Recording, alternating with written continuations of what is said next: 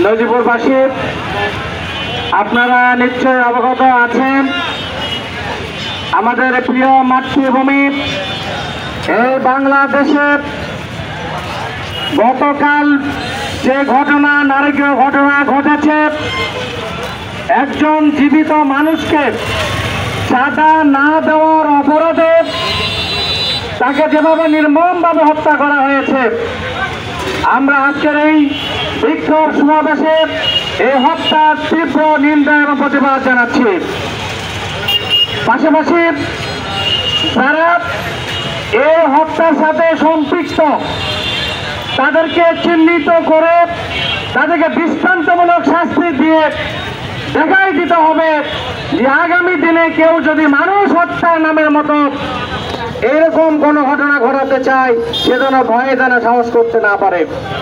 সম্মানিত ভাইরা, 54 বছর আমরা দেখেছি এই দেশ স্বাধীন হওয়ার পর থেকে আমরা বলে আসছিলাম যে মানুষের তৈরি করা আইন দিয়ে এই বাংলাদেশের জোনে মানুষের ভাগ্যের পরিবর্তন করা সম্ভব নয়। এই দেশে যদি কোরআন আইন চালু থাকতো, কোন চাঁদাবাজি করার সাহস করত না। যদি বাংলাদেশে কোরআন আইন চালু থাকতো, তাহলে দিন দুপুরে এরকম ভাবে পিটিয়ে মানুষ কেউ কাউকে হত্যা করতে পারত না।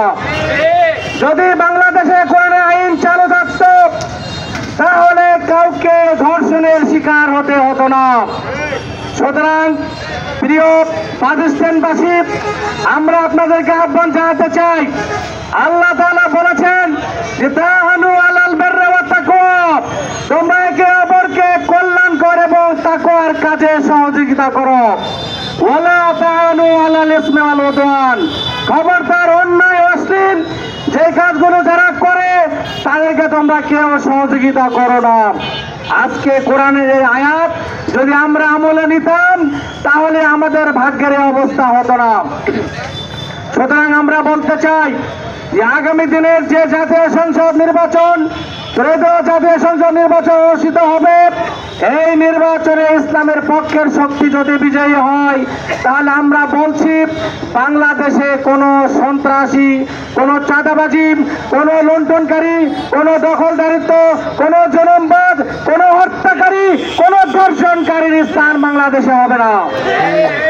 তাই আমি আপনাদের আহ্বান জানাতে চাই, আসুন 54 বছর যাদেরকে দেখেছেন, যারা এই দেশকে দুর্নীতিতে চ্যাম্পিয়ন করেছে, দেশ থেকে সন্ত্রাস তুলে দিতে পারে নাই, দুর্নীতি তুলে দিতে পারে নাই, চাঁদাবাজি তুলে দিতে পারে নাই, দখলদারিত্ব তুলে দিতে পারে নাই।